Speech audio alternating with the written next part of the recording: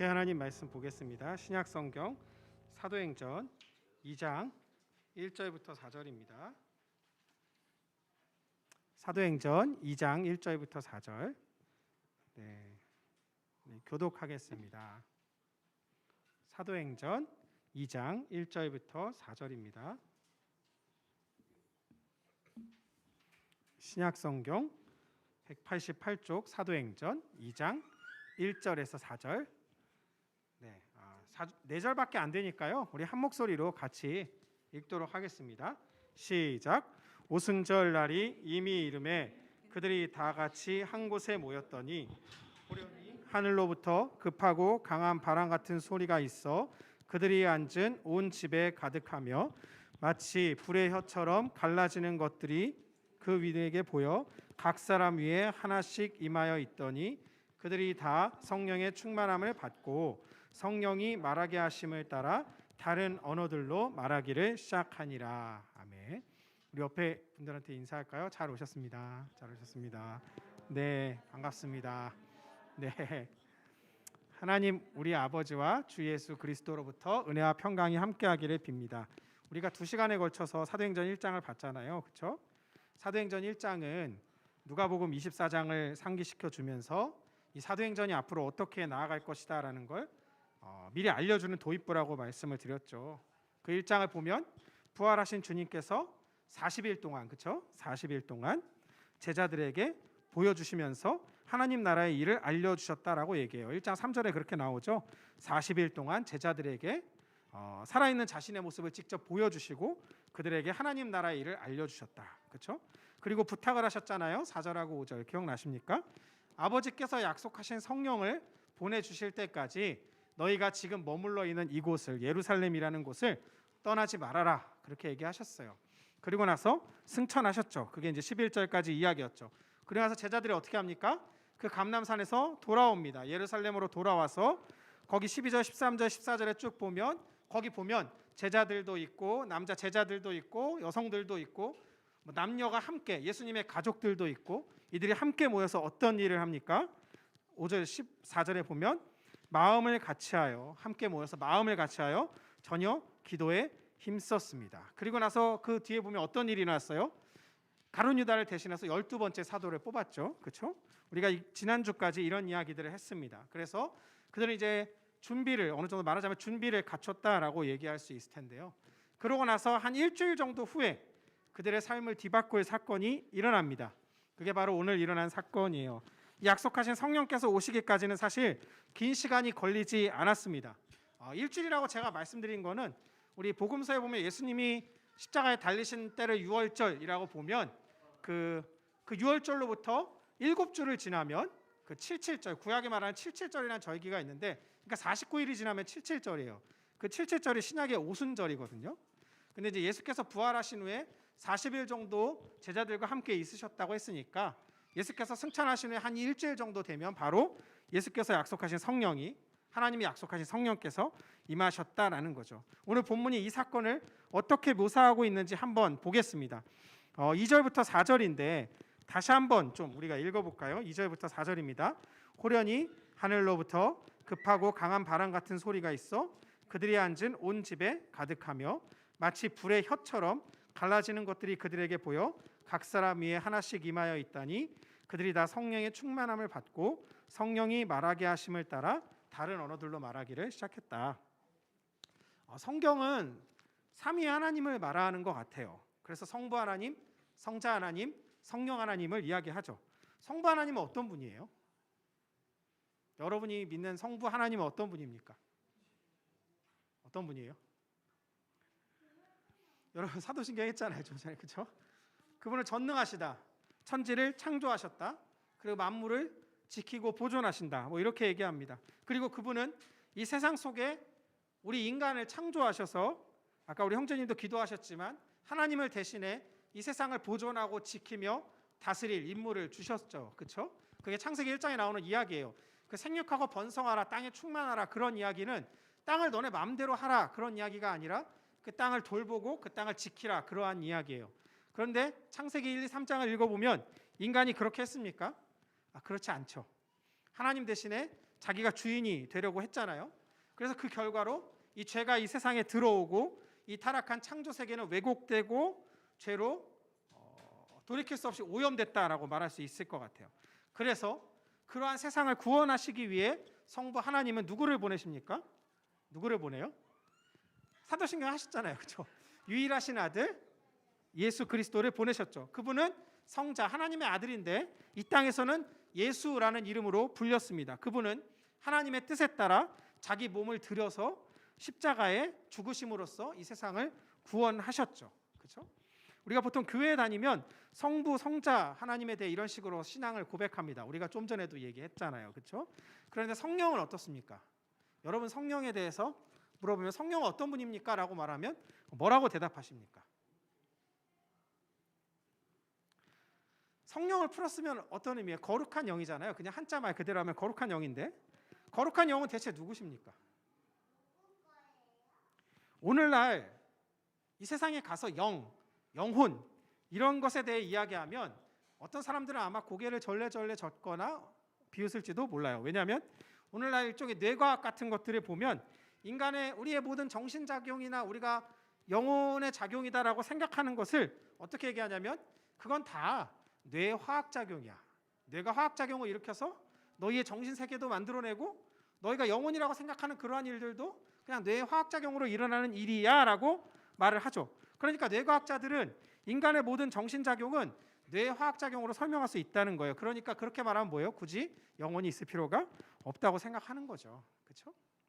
하지만 성경은 영혼을 말합니다. 영혼을 말해요. 그리고 하나님의 영, 하나님의 아들이신 그 예수의 영을 가리켜 성령이라고 부릅니다. 하지만 우리가 고백하는 사도신경조차 사실 성령에 대해 사실 많은 정보를 주지는 않아요. 사실은 아무 정보도 주지 않아요. 여러분 뭐라고 고백하셨어요? 나는 성령을 믿습니다. 끝. 그렇죠? 성령을 믿습니다로 끝났어요. 그렇죠? 성부 하나님과 성자 하나님에게 많은 수식어가 붙어 있다면 이 성령에 대한 수식어는 없어요. 그러다 보니까 이 성령만큼 오해를 사는 분은 없는 것 같아요. 제가 한 20년쯤 전에 어떤 집회에 갔어요. 거기서 강사분이 외국분이셨는데 막 이런 얘기를 하시더라고요. 여러분에게 이제 성령이 바람과 같이 임하실 것입니다 하고 나서 마이크 소리 안 나네요. 이렇게 마이크를 바람을 부시더라고요. 진짜로. 정말요. 그리고 또 다른 어떤 집회에 갔습니다. 정말 실제 일어난 일을 얘기하는 겁니다. 다른 강사분이 이런 식으로 얘기하는 겁니다. 자, 여러분 이제 한 성령을 마시겠습니다. 그 고린도후서에 나오는 말씀을 갖고 얘기하는 거거든요. 그다음 어떻게 했냐면 자, 숨을 들이쉬세요. 숨을 내쉬세요. 숨을 들이쉬세요. 숨을 내쉬세요. 우리가 성령에 대한 정보가 없다 보니까 그냥 있는 그런 식으로 이해를 해요. 물론 성령을 그렇게 생각해 볼 수도 있어요. 왜냐하면 성령, 영이라는 단어 자체가 구약이나 신약이나 그 헬라어, 히브리어나 원래는 히브리어, 헬라어는 바람 혹은 기운, 공기 그런 의미를 가지거든요. 그래서 예를 들어서 사람에게 기운을 불어넣으셨다라고 할 때 그 기운에 해당하는 단어가 이 영에 해당하는 단어예요. 그러니까 사실 바람이라고 말할 수도 있어요. 그런 기운이라고 말할 수도 있어요. 하지만 우리가 보기에 성령은 그런 분은 아닌 것 같아요. 그러면 오늘 본문은 성령에 대해 뭐라고 말합니까? 오늘 대체 무슨 일이 일어났습니까? 1절을 함께 보실까요? 오순절이라는 날이 왔습니다. 아까도 말씀드렸지만 이 오순절은 구약의 77절이라고 불리는 절기인데 6월절이 지난 다음에 49일을 세서 그 후에 지키는 절기예요. 이거 어떤 절기냐면 쉽게 말하면 그 사람들이 첫 곡식을 거두면서 그때 드리는 감사절기예요. 일종의 감사절기 같은 겁니다. 그래서 구약에서는 77절이라고 불렀는데 그래서 예수께서 십자가에 죽으신 때가 6월절이고 사흘 만에 부활하셨고 40일 동안 계시다 올라가셨으니까 아마도 대략 한 7일 후에 7일 후에 성령이 오셨다 이렇게 얘기할 수 있겠죠. 근데 제자들이 1절에 보면 다 같이 한 곳에 함께 모여 있었던 겁니다. 그런데 어떤 일이 일어났습니까? 2절에 보십시오. 3절에 보십시오. 두 가지 현상이 일어납니다. 하나는 2절에 보면 뭐예요? 급하고 강한 바람 같은 소리, 강하게 부는 어떤 바람 같은 소리가 근데 위에서부터 내려오는 그 바람 같은 소리가 하늘에서부터 이곳에 와서 가득했다. 그리고 3절에 보면 불길이 일어나는데 그 불길은 뭐냐면 마치 혓바닥 같은 모양인데 여러 개로 막 갈라져 있어서 그 혓바닥이 갈라져 있는데 각 사람 위에 머물러 있었다라고 얘기하는 거죠. 구약을 보면 이 바람이라든가 이 불길은 뭐냐면 하나님께서 임하실 때 나타나는 현상으로 많이 나타나요. 그래서 구약 성경에 보면 하나님이 임하실 때 막 돌풍이 분다든가 불길이 일어난다든가, 그리고 이스라엘이 광야를 지나갈 때 구름 기둥, 구름도 일종의 바람이잖아요. 바람과 대기잖아요. 그 바람 기둥이 뭐 이렇게 있다든가, 밤에는 불 기둥, 그럼 구름이나 불 이런 것들이 말하자면 하나님의 임재를, 하나님이 함께 하신다라는 걸 보여주는 그러한 증표였다는 거죠. 오늘 본문도 마찬가지입니다. 바람이 강하게 불어오고 불길 같은 것이 각 사람의 머리 위에 임하면서 그들에게 가득하였다. 즉 하나님께서 임하셨다라는 걸 보여주고 있는 거예요. 실제로 바람을 불어야 하나님이 임한다? 아니면 불을 피워야 하나님이 임한다? 그런 얘기가 아니라는 말입니다. 그러고 나서 어떤 일이 일어납니까? 4절입니다. 4절에 보시면 이렇습니다. 그들이 다 성령의 충만하심을 받았습니다. 그냥 문자 그대로 하면 뭐냐면 그들이 이렇게 만약 그릇이라면 그 그릇이 성령으로 채워졌다 이런 얘기입니다. 성령으로 가득 채워졌다라는 얘기입니다. 성령으로 가득 채워졌을 때 그들은 자신의 말이 아니라 성령께서 말하게 하신 것을 따라서, 그러니까 말하자면 성령께서 시켜서 그분들이 시키신 그러한 말을 하게 됐다라는 말이에요. 그런데 다른 여러 나라 말로 하게 됐다라는 말입니다. 다른 여러 나라 말로. 근데 흥미로운 건 나중에 7절에도 나오겠지만 이 사람들은 다 한 동네 사람들이라는 거예요. 우리가 지금 다 한국 사람인데 어떤 사람은 갑자기 크로아티아어로 말하고 어떤 사람은 갑자기 인도네시아어로 말하고, 말하자면 그런 식으로 갑자기 여러 나라 말로 말하는 그러한 일이 일어났다라는 겁니다. 이게 성경에서는 굉장히 유명한 장면이잖아요. 이 유명한 장면을 놓고 오늘날 서로 다른 주장들을 많이 하곤 해요. 그래서 어떤 사람들은 어떤 교단에 가면 구원받았다는 증거로 방언을 반드시 해야 된다라고 얘기해요. 여러분 다 방언하시나요? 예. 예전에 어떤 곳에서는 랄랄라 방언을 연습시킨다고 들었는데 거기 지금도 그렇게 연습을 시키는지는 잘 모르겠어요. 랄랄라를 계속 반복하면 혀가 풀리면서 뭔가 알아들을 수 없는 소리가 나타난다. 그런 것들을 시켰잖아요. 제가 뭔가 희화하려고 하는 얘기는 아니고요. 그렇게 이야기한다는 겁니다. 또 반대쪽 극단은 어떻게 생각하냐면 방언이란 것은 그냥 이때만 한 번 있었던 그러한 현상이야. 사실 실제 방언은 없어. 혹은 이런 식으로 외국어가 알아들을 수 있는 말이 나오지 않으면 방언이 아니야. 이런 식으로 생각하는 사람들도 있어요. 한쪽 극단에는. 근데 왜 이런 생각의 차이가 일어날까요? 우리에게 왜 이런 차이가 생길까요? 우리는 성령이 왜 오셨는가, 그리고 성령으로 충만한 사람들이 각각 다른 언어로 무엇을 말하는가, 그들이 무엇을 말했는가, 그 내용에 집중하는 게 아니라 갑자기 한 나라 사람들이 갑자기 이상한 말을 하네, 갑자기 불길이 일어나네, 갑자기 바람이 부네, 그런 현상에만 집중하기 때문이에요. 현상에 집중하기 때문에 그러한 극단으로 가면 아까 말씀드린 대로 바람을 불거나, 혹은 아예 이 방언의 존재를 부인하거나, 혹은 성령을 마시자라고 하니까 실제로 성령을 마시거나, 그런 현상에 집중한다는 거죠. 중요한 것은 그러한 현상이 아니라 이 성령을 받은 그들이 무엇을 했는가 하는 겁니다. 그들이 다른 언어는 중요한 게 아니에요. 그들이 무엇을 말했는가가 중요한 것이죠. 이 지점에서 우리는 사도행전의 첫 부분을 다시 기억해야 할 거예요. 사도행전 1장 8절, 너무나 유명한, 우리가 많이 접했던 그러한 구절이잖아요. 그렇죠? 예수께서 왜 성령을 보내십니까? 성령이 임하시면 오직, 그러니까 이 다른 조건이 있을 수 없다는 얘기죠.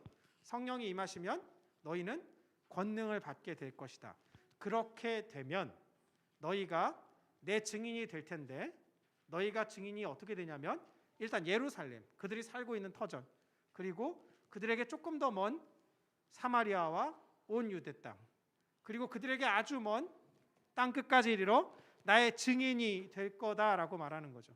그럼 그들이 성령을 받은 것은, 그들이 성령으로 채워진 것은 무슨 까닭입니까? 예수를 증언하기 위한 것이죠. 예수를 증언하기 위한 것이죠. 무슨 바람이 어떻게 불었는가, 어떤 불길이 어떻게 임했는가는 사실 우리가 알 수도 없고 중요한 것도 아니에요. 성령을 받아야 천국을 가는가, 방언을 해야 성령에 충만한가, 그러한 것은 성경의 관심사가 아니에요. 누가는 성령을 받은 제자들이, 이 모두 갈릴리라는 그 북쪽 마을 출신인 그들이 다른 여러 나라 말로 말하기 시작했다고 말하고, 그들의 말을 들은 많은 사람들이 놀라서 두 가지 반응을 보였다라고 말합니다. 사람들이 어떤 반응을 보였어요? 11절 한번 보세요. 2장 11절 어떤 반응을 보입니까? 우리가 우리의 각 언어로 하나님의 큰 일을 말함을 듣는다. 여러 군데서 온 많은 사람들이 저 사람들이 분명히 한 동네 사람들인데 저 사람들이 우리가 알아들을 수 있는 말로 하나님의 큰 일을 말하고 있다라고 생각하는 것이죠. 그런데 다른 쪽에서는 뭐라고 얘기합니까? 13절 한번 보세요. 또 어떤 사람들은 어떻게 합니까? 야, 쟤네 취했네. 쟤네 취했다. 새로 담근 포도주에 취했나 보다. 그렇죠? 새로 담근 포도주에 취했나 보다. 조롱했다라고 얘기하죠. 한쪽에서는 복음을 받아들인다면 한쪽에서는 그들을 조롱하는 이러한 반응이 앞으로 사도행전을 계속 읽다 보면 복음이 선포될 때 계속 나타나는 반응일 거예요. 네, 그러한 반응일 겁니다. 오늘날 많은 교회가 사실은 이런 초기 교회를 꿈꾸면서 그때로 돌아가자라고 얘기를 해요. 그만큼 오늘 본문에 나타나는 이런 성령의 역사가 굉장히 강력했던 걸로 보이죠. 하지만 우리가 바라는 것은 그러한 외적인 현상입니까? 아니면 그 내용, 우리가 증언하고자 하는 분 혹은 우리가 증언하고자 하는 바, 그러한 것입니까? 우리는 사실 그 현상과 그것이 가져올 능력에 더 많은 관심을 쏟잖아요. 그렇죠? 거기에 더 중심을 갖고, 하지만 그러한 것들을 우리에게 베푸시는 것은 그 능력 자체를 우리 마음대로 써먹으라고 주시는 것이 아니죠. 우리에게 예수를 증언하라고 그렇게 하신다라는 겁니다. 그리고 초대교회를 보시면 알겠지만 이렇게 성령이 주어진다 그래서 사람들의 반응이 우호적인 것도 아니에요. 하나님의 큰 일을 말하고 있구나라고 얘기하는 사람도 있지만 분명히 미쳤네, 낮부터 취했구나 라고 얘기하는 사람들도 나타난다는 거죠. 그리고 사도행전을 계속 읽어가면 읽어갈수록 격렬하게 저항하는 반응이 일어나는 것을 우리가 볼 수가 있어요. 그렇게 사람들의 해석이 분분하자 이 사도들의 우두머리인 베드로가 일어나서 소리를 높여 이 사건을 설명해 주기 시작합니다. 이 사건을 설명해 주는데 이 사건은 구약 성경에 나타나는 요엘이라는 성경을 기반으로 설명을 해주는 겁니다. 우리가 세 가지만 살펴볼 건데요. 17절부터 22절을 먼저 좀 2장 17절부터 22절을 같이 한번 읽어볼게요. 2장 17절부터 22절. 자, 우리 다 같이 그냥 함께 읽어보겠습니다. 2장 17절부터 22절 시작. 하나님이 말씀하시기를 말세 내가 내 영을 모든 육체에 부어주리니 너희의 자녀들은 예언할 것이요 너희의 젊은이들은 환상을 보고 너희의 늙은이들은 꿈을 꾸리라. 그때 내가 내 영을 내 남종과 여종들에게 부어주리니 그들이 예언을 할 것이요 또 내가 위로 하늘에서는 기사를 아래로 땅에서는 징조를 베풀리니 곧 피와 불과 연기로다. 주의 크고 영화로운 날이 이르기 전에 해가 변하여 어두워지고 달이 변하여 피가 되리라. 누구든지 주의 이름을 부르는 자는 구원을 받으리라 하였느니라. 이스라엘 사람들아 이 말을 들으라. 너희도 아는 바와 같이 하나님께서 나사렛 예수로 큰 권능과 기사와 표적을 너희 가운데서 베푸사 너희 앞에서 그를 증언하셨다. 그렇죠? 첫 번째, 하나님께서는 하나님의 영, 성령을 부어주실 겁니다. 오늘 본문에서 일어난 사건은 성령을 부어주신 사건이죠. 근데 언제요? 언제 부어주세요? 17절 한번 보시면 언제입니까? 언제예요? 말세는 뭐예요? 마지막 때에 부어주신다는 말입니다. 사도 베드로는 성령이 임하셔서 이 사도들이 복음을 전하고 있는 지금이 바로 말세라고 이야기하고 있어요. 그러니까 이 말세라는 게 예수께서 오실 바로 그때를 얘기하는 게 아니라 그 전에 모든 시간을 가리켜서 말세라고 말하고 있는 겁니다. 성경을 조금이라도 읽어본 사람이라면 말세라는 말을 하면 그 요한계시록 같은 이미지를 떠올리면서 두려워해요. 만약 하나님이 심판하시고 나를 영원히 벌하시면 어떡할까? 나는 아직 예수님을 못 믿는 것 같은데, 안 믿는 것 같은데 만약 나를 예수님께서 영원히 벌하시면 어떡할까? 이런 식으로 생각한다라는 얘기죠. 하나님이 심판하시고 영원한 형벌을 주시는 때가 이 말세라고 여기기 때문이에요. 물론 그것도 틀린 말은 아니지만 이 말세라는 말은 하나님께서 성령을 부어주셔서 오늘 본문에 따르면 이 복음이 선포되는 그 시간이에요. 그리고 복음을 듣고 여러분 21절 보세요. 주님의 이름을 부르며 그분을 의지하는 사람이 모두 구원을 받는 그러한 시간이에요. 그러면 여러분 말세는 슬픈 시간인가요? 죄송한데 이쪽 문 조금만 닫으실 수 있을까요? 예. 그러면 말세는 반드시 슬픈 시간인가요? 무서운 시간인가요? 아니죠. 말세는 복음이 선포되는 그러한 시간이에요. 누구에게나 그리고 성령이 부어지는 그러한 시간이에요. 그리고 누구든지 주의 이름을 부르는 자는 구원을 받을 수 있는 그러한 시간이에요. 그러면 말세는 두려운 시간이 아니라 주 안에 있는 자에게는 기쁨의 시간이고 또 하나님의 백성이 점점 더 늘어나는 그러한 시간이다라고 말할 수 있겠죠. 성령께서는 이 시간에 각 사람에게 임하셔서 이 복음을 듣게 해주시고 구원을 허락하여 주실 거다라는 말이에요. 베드로가 이 2000년 전이 말세다라고 생각했다면 지금도 말세라고 말할 수 있을 거예요. 그렇죠? 이 시간의 종말을 누구도 알지 못하기 때문에 우리는 예수께서 오시기 전인 지금이 곧 말세라고 말할 수 있을 것 같아요.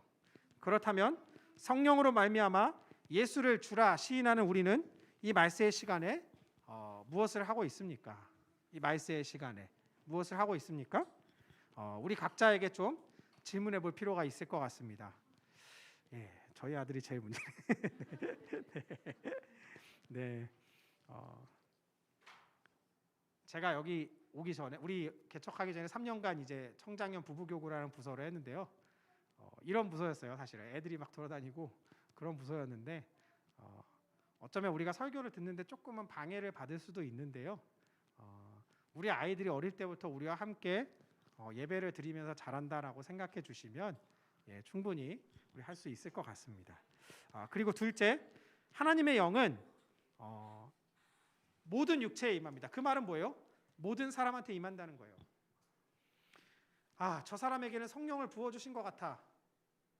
그런데 난 아니야.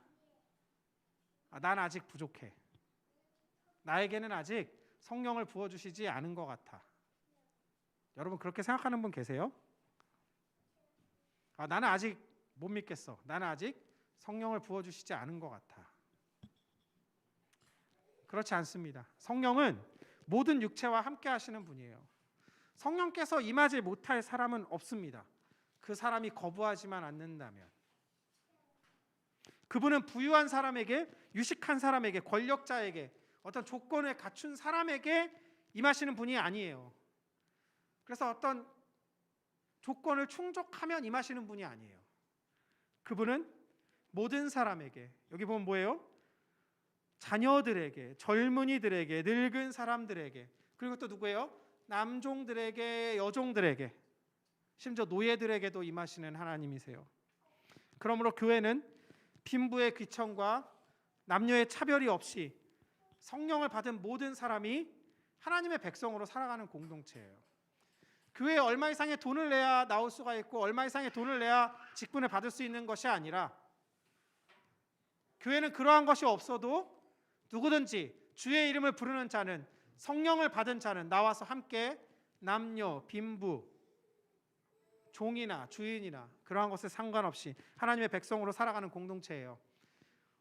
사도행전 2장의 마지막 부분에 보면 43절부터 47절에 보면 이 구원받은 하나님의 공동체가 어떻게 살아가는지 보입니다. 되게 이상적인 모습이죠. 사실은 거의 잊기 어려운 모습인데 함께 물질을 나누고 시간을 나누고 삶을 나누는 가운데 그들이 마음을 같이 해서 모이고 하나님을 찬송하고 또 백성에게 친송을 받는다. 그렇죠? 만약 오늘 교회가 이렇게 백성에게 칭송을 받는 곳이 아니라 세상의 근심거리가 됐다면 왜 그럴까요? 왜 그럴까요? 성령으로 충만해 마음을 같이하며 이 삶 가운데 하나님을 찬송하며 서로 섬기며 살아가지 못하기 때문인 것 같아요. 네.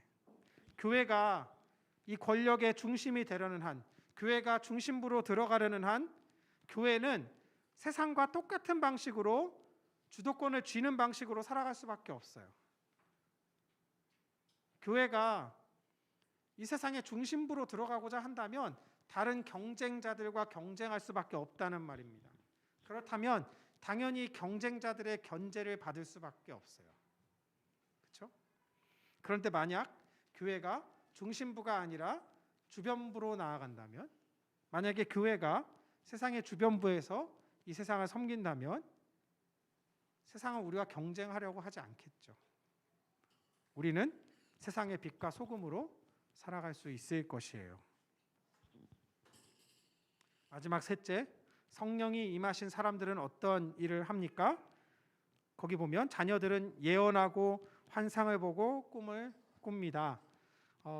예언, 환상, 꿈 이런 것들을 우리가 너무 이렇게 막 어떤 초월적 현상이라든가 이런 것으로 생각할 필요는 없어요.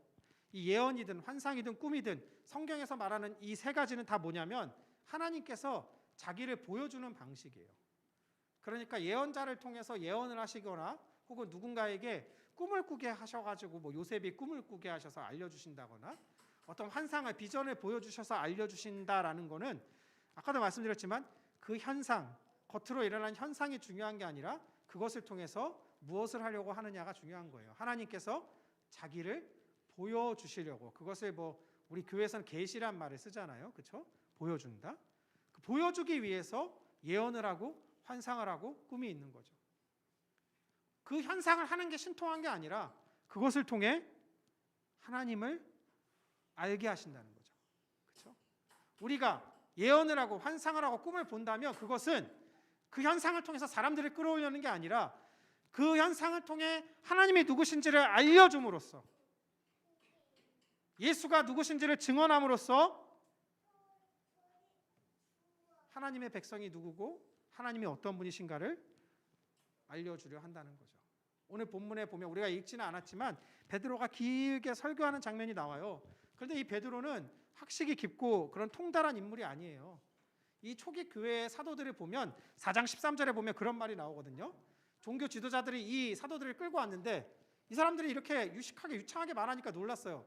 근데 사실은 뭐냐면 4장 13절에 보면 뭐라고 나오냐면 그 사람들은 학문이 없는 그냥 평범한 사람들인데 그 사람들이 이런 설교를 하고 이렇게 말했기 때문에 놀란 거죠.